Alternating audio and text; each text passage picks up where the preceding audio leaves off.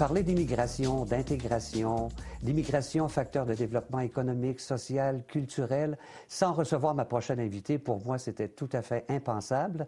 Alors, je sais qu'elle a beaucoup de choses à nous raconter. Alors, sans plus tarder, j'accueille Madame Eva Lopez. Bonjour. Bonjour, ça va bien? Très, très bien. Merci d'être là avec nous parce que je sais que vous avez plein d'informations à nous transmettre sur le thème de l'immigration, évidemment. Mais avant d'aborder le sujet comme tel, il faut parler de vous un peu. Oui.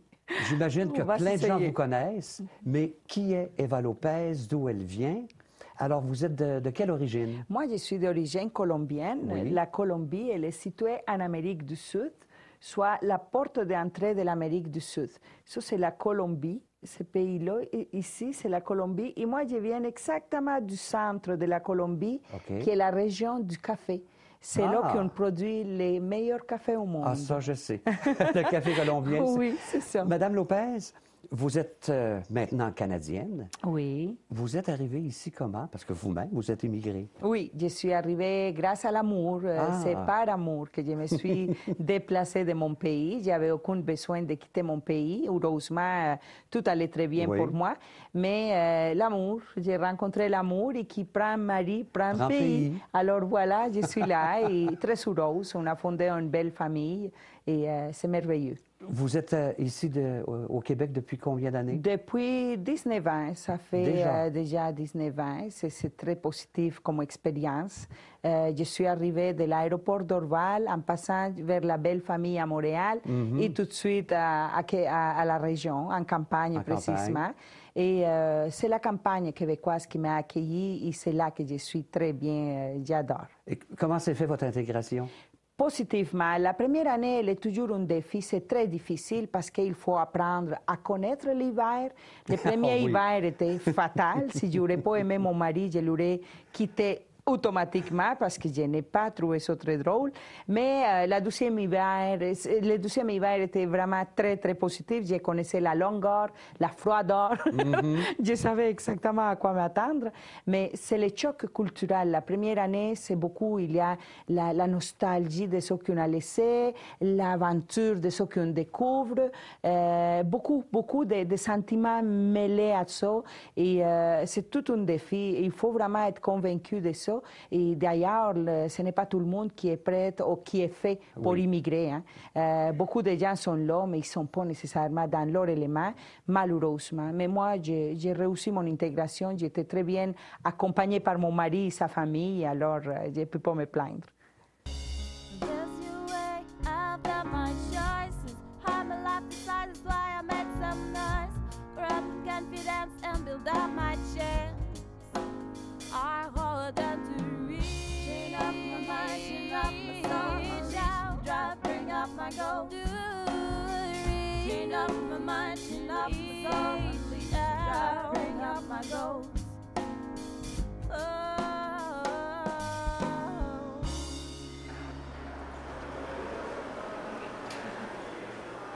Je m'en allais quitter l'école à l'âge de 16 ans parce que je suis rentrée en ISPJ, qui est des classes spécialisées à la polyvalente de Thetford-Mines. La direction m'avait offert un deal, comme on pourrait dire. Il m'avait dit « Réussis deux matières sur 3, français, anglais, maths. Puis, dans le fond, tu vas aller au CPT au lieu d'ISPJ. » Fait que j'ai dit « C'est cool. » Je me suis forcé toute l'année. J'ai eu 2 matières sur 3, puis ils m'ont envoyé pareil au ISPJ. L'ISPJ, ça se trouve qu'ils t'apprennent à compter, à des loyers, des comptes, puis à savoir travailler, c'est tout. Là. Ils savent qu'au moins de même, tu ne crèveras pas de faim. Là. Vu qu'à 16 ans, je me suis dit, tant qu'à vivre ça, je préfère quitter et aller travailler. La directrice adjointe, comme on pourrait dire, elle m'a menacé de me mettre la DPJ dans le cul parce que j'avais pas le droit de quitter à 16 ans. Fait que je me suis fait pogner avec du stupéfiant à l'école. J'ai été mis dehors. Pour pas avoir de problème. Je peux pas dire que j'aimais pas ou j'étais jeune, j'aimais ça être plus dehors qu'assis. Moi, avant d'être scrap un petit peu par la drogue, là, j'étais en fond, j'étais physique, j'étais manuel. J'étais pour le dehors. C'était rare que j'étais chez nous. Là. Même quand il mouillait, je sortais. C'est pas gros, mais... L'intérêt est venu plus tard. Elle est venue quand que je me suis dit que c'était le temps de me placer pour elle. Là. Tu veux, il est full direct? Au primaire, j'ai passé mes années à cause j'avais 1 an de plus vieux que tout le monde. Puis à un moment donné, je suis tombée à 2 ans de plus vieux que tout le monde. Fait que j'allais tomber à 2 ans de plus vieux que tout le monde. Fait que mes profs m'ont laissé passer tout mon primaire à cause de ça. Dans le fond, je sais pas si j'aurais passé parce que je connaissais mes matières ou non. Fait que la seule chose que je peux te dire, c'est que je me rappelle des beaux moments que j'ai eu au primaire, mais tu sais, les raisons de mes. J'ai jamais eu échec parce que j'avais 1 an de plus que tout le monde. C'est rendu en 5e année, ils m'ont arrêté ça. Ils m'ont dit on t'envoie à l'école Étincelle, en classe spécialisée. Puis encore là, à l'école Étincelle, je passais même pas.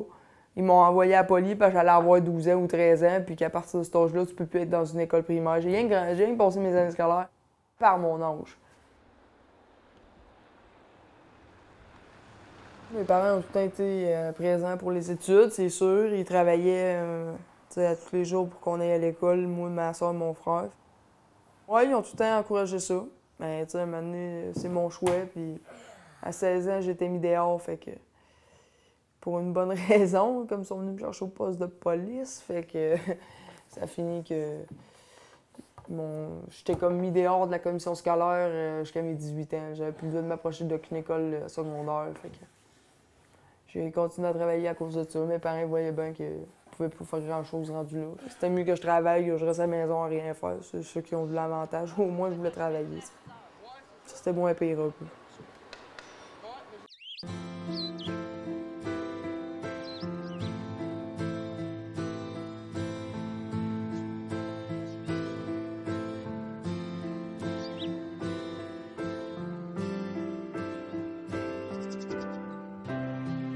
Madame, Monsieur, bienvenue à cette autre émission portant sur la mort, le deuil et tous les aspects qui entourent cette réalité de la vie. Aujourd'hui, il sera question d'embaumement et d'incinération.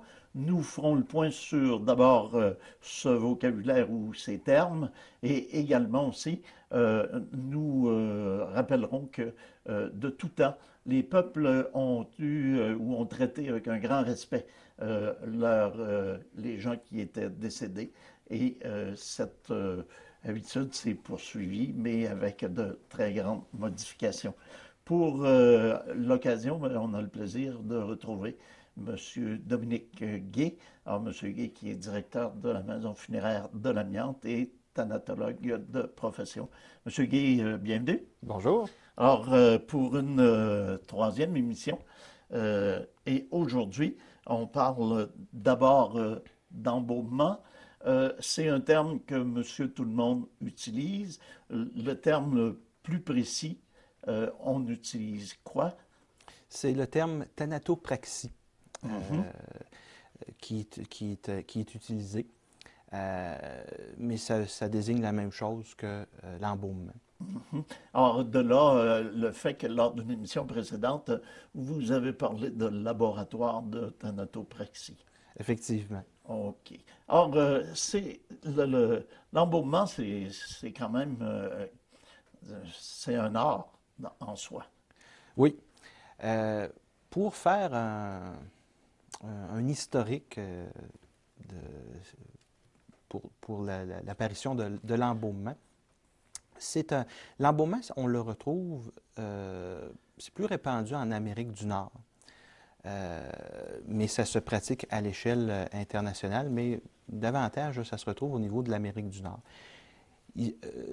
Aux États-Unis, dans les années 1800, il y a un président américain qui est décédé, je ne me rappelle plus lequel, et on devait l'exposer sur une plus longue période, à différents endroits.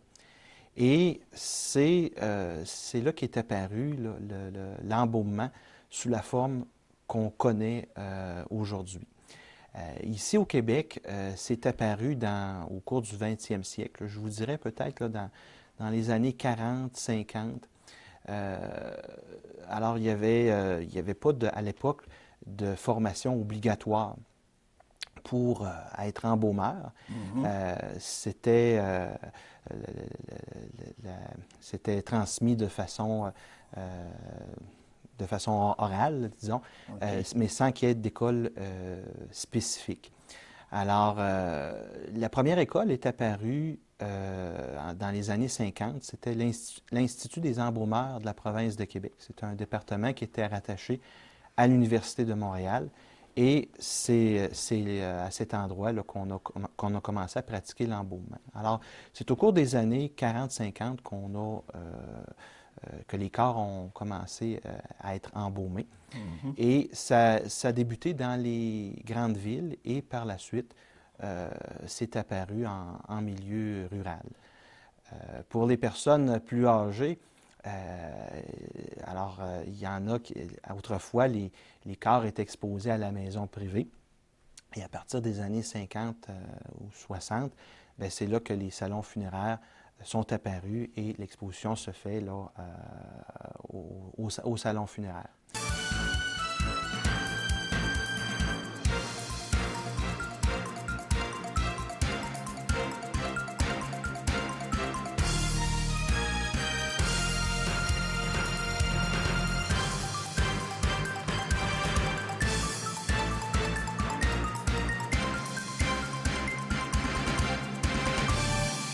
Mesdames, Messieurs, bonsoir. À l'émission Le Touche à Tout, ce soir, j'ai le plaisir de recevoir un seul invité. Pourquoi un seul invité? Parce qu'il porte deux chapeaux différents et nous allons en parler. Il est maire de la municipalité de Kenners Mills, la banlieue de Thetford, et il est également préfet de la MRC des Appalaches. Alors, j'ai le plaisir d'avoir à mes côtés M. Paul Vachon. M. Vachon, bonsoir. Bonsoir. Je dis la banlieue de Thetford parce que c'est vrai, avec le nouveau territoire de la ville de Thetford, vous êtes devenu la banlieue, puis les gens connaissent Kenners Mills dans la région pour dire le village aux quatre clochers. Oui, effectivement. Et on se plaît d'ailleurs, nous autres, à dire, lorsqu'on fait la promotion du village, qu'on a une pharmacie, un hôpital, un magasin IGA à 15 minutes de chez nous. 15 à 20 minutes. Et c'est effectivement vrai, parce qu'on est collé sur la ville de Thetford. Dépendant, bien sûr, économiquement de la ville de Thetford, mais on considère qu'on est une banlieue. Et les gens de Thetford, d'ailleurs, peuvent avoir la surprise de venir admirer des troupeaux de chevreuils, des hardes de chevreuils tout près, là. Oui. Surtout ce temps-ci, avec la fonte des neiges, oui. C'est assez spectaculaire. Je suis allé à Kenners Mills au début d'avril, là. Et on était dans le village, on s'en allait à l'hôtel de ville, justement, et deux beaux petits chevreuils, là, des jeunes, là, qui nous ont passé tout bonnement en avant de nous. Heureusement, on n'allait pas vite, là, on les a regardés passer. Et on est allé à l'école anglaise, là, et devant l'école anglaise, c'était plein de pistes de chevreuils. Et juste en avant de l'hôtel de ville, chez vous, il y a un monsieur qui a sorti une balle de foin, là. Et là, on voyait les chevreuils aller s'alimenter. Et votre directrice générale me disait, moi, ils viennent me regarder travailler parce qu'elle a une belle grande vitrine là, à son bureau. Puis elle dit, moi, j'ai de la compagnie à tous les jours. C'est un peu ça qui est extraordinaire. C'est qu'on a une ville de 25 000 personnes à proximité avec une campagne extraordinaire. On est dans les montagnes et dans la forêt. C'est assez fantastique à ce niveau-là. Et vous me disiez, avant que l'émission commence, là, que vous avez fait un aménagement très important, puis majeur, puis 1,5 million d'investis. Oui. En quoi ça consiste?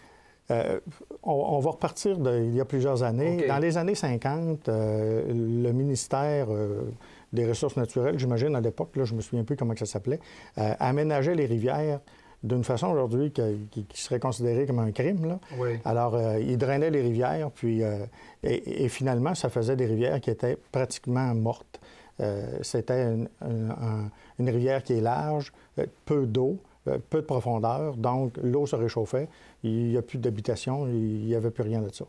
Puis un jeune qui s'appelle Mathieu Bussière, qui est un technicien de la faune, nous a présenté un projet.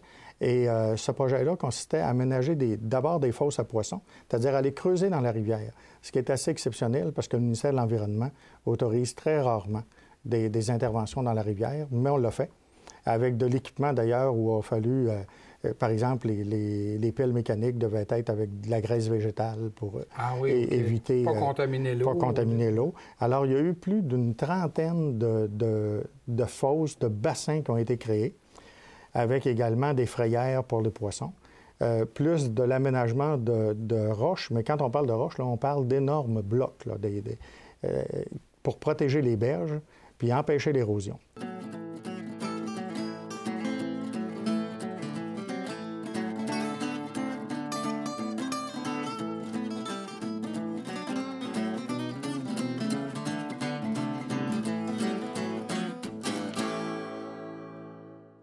Eh bien, bonjour et bienvenue à Art, Culture et Patrimoine. Aujourd'hui, musique avec Patricia Marcoux et son violon.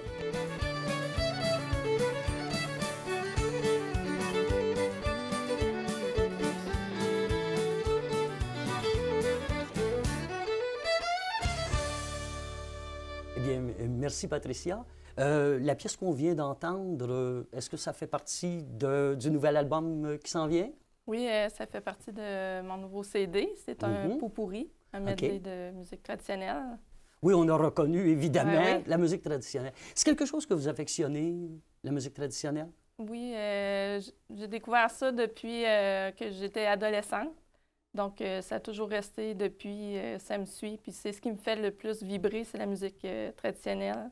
C'est nos racines, c'est notre histoire. Puis, donc, c'est très important pour moi. Puis d'amener ça aussi avec ma couleur à moi, à ma façon. Oui, parce qu'on sent la passion lorsque vous jouez. Oui, je suis très passionnée. Beaucoup de musique traditionnelle, justement. Donc, si je peux la partager dans mes spectacles, faire redécouvrir cette musique-là aussi, la faire revivre, moi, je vais avoir atteint mon objectif. Parce que vous avez étudié, vous avez étudié en musique, vous avez étudié à Drummondville, je crois, au départ, au collège? Oui, pour commencer, j'ai suivi beaucoup de cours privés. J'ai commencé, j'étais toute petite avec le piano. Ensuite de ça, j'ai fait quelques années en piano et j'ai décidé de jouer du violon. Mes parents, ne voulaient pas tout de suite. Ils ont dit, on va attendre un an. Un an après, marché conclu, je pouvais jouer du violon. Mais je devais continuer mes études en piano.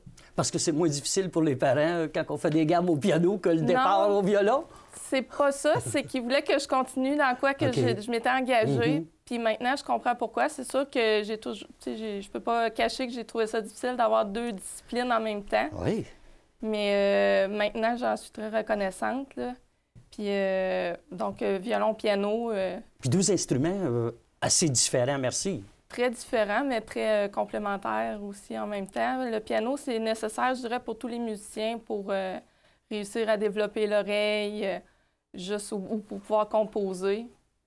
Donc, le piano m'a toujours suivi dans mes études de violon.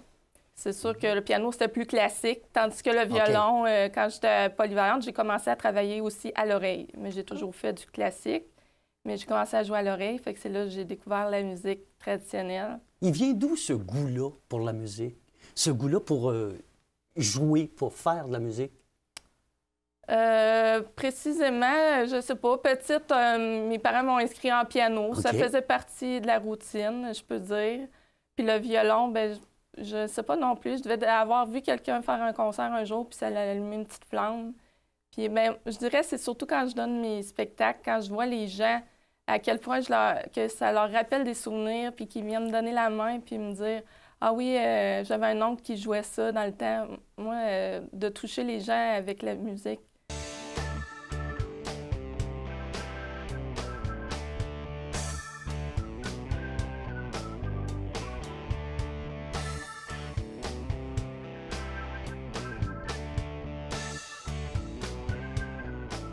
Bonjour, chers auditeurs et auditrices. Je me présente David Poulain. Vous êtes à l'émission des musiciens d'ici. On est présentement au Sgt Pepper Pub de Thetford Mines afin de rencontrer des artistes, auteurs, compositeurs, interprètes de la région. Et aujourd'hui, j'ai la chance et l'opportunité de rencontrer M. Étienne Gravel. Salut Étienne, enchanté. Salut. Ça va bien? Oui, excellent. D'abord, avant de commencer, je dois te préciser qu'il y a un capot devant toi, puis il y a une slide devant toi pour la guitare. Le capot te permet d'annuler une question, parce qu'on sait que c'est la facilité utilisée en musique. Hein. Donc, si tu veux annuler... Il y en a qui disent ça. Si tu veux l'éviter, l'annuler, le capot est là. Puis pour la slide, si tu as besoin d'un petit peu plus de temps pour t'exprimer, ou si tu veux revenir sur une question pour te justifier, donc n'hésite pas parce que tu vas voir, le rythme est assez intense. Parfait. Alors, on commence avec le premier couplet. Allons-y. Évidemment, en douceur, question de se réchauffer l'esprit. Rapidement, est-ce que tu peux me dire de combien de minutes d'expérience tu possèdes dans ta vie? Vite de même, 157 000. Ah, c'est quand même assez précis. On voit que tu es un gars qui est présent dans le temps. Ouais. Mais sans faire de farce. Dans quel siècle as-tu commencé à faire de la musique? Non, je te taquine. Je te taquine, c'est que tu es un des musiciens d'expérience que j'ai reçu là, le plus expérimenté. Oui. Mais sans blague, depuis combien de temps fais-tu de la musique? Ça va faire une trentaine d'années. J'ai commencé à 12 ans. J'arrive à 42. Bien, si je fais un calcul, c'est environ 15 millions de minutes. Ah. Donc, si tu veux une référence, là, c'est bon, je vais m'en souvenir. C'est quand même assez... on dit, la valeur de l'expérience, c'est là qu'on la retrouve. Si, au travers de ces, on dit 30 ans d'expérience-là, tu as probablement vécu énormément de moments, peut-être de hop de haut et de bas. Est-ce qu'il y a des gens qui t'ont permis peut-être de persévérer ou de continuer d'avancer un peu plus ou de repousser tes limites? Oui, en fait, j'ai essayé plein de choses dans la vie. J'ai essayé de me trouver des emplois dans plein de domaines. Puis finalement, ça a toujours été les refus que j'ai eus de ces employeurs-là qui ont fait que je suis retourné à ma guitare. Puis que j'ai commencé à écrire des chansons, puis j'ai tout le temps poussé sa guitare parce que, bon, je revenais chez moi avec une déception, puis c'est qui ton meilleur ami quand tu as des déceptions? Bien souvent, c'est la solitude et la guitare. C'est vrai que je dirais à tous les employeurs qui n'ont pas voulu de moi, en fait, c'est eux autres qui m'ont poussé à faire de la musique. Est-ce que c'est une des raisons pour laquelle tu aimes ça être sur scène, pour le montrer justement au plus d'employeurs possible qui ont manqué quelque chose? Non, pas du tout. C'est juste une façon que ça soit rémunérateur, en fait, de monter sur un stage.